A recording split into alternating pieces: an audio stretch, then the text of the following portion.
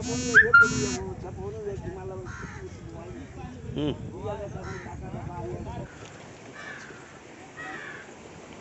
बनी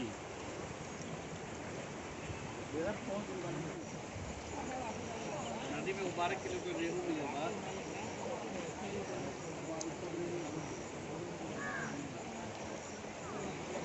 समस्या आ गई कि अचानक ही बाढ़ी नदी के पानी गंडक वाला जो नदी दरिया बहा गई।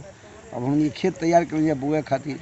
अब बिया ले आके थैलो नहीं जाए बिया मान लो धर के कौन खेत बुआ चल के बैग पानी हो गई मान लिया हमने लेके भागे के चूल जब तो बस हमने बर्बादी के कर आ गए। क्या नाम पड़े? बिरझन बीन।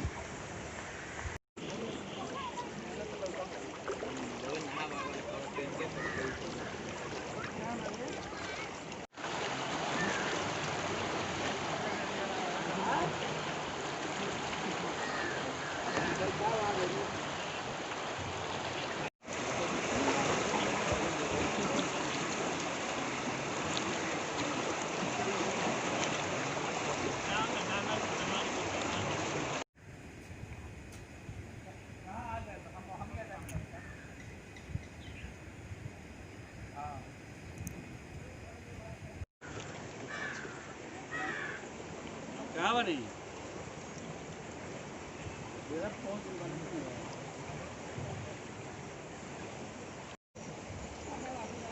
नदी में 12 किलो का रेहू मिला था।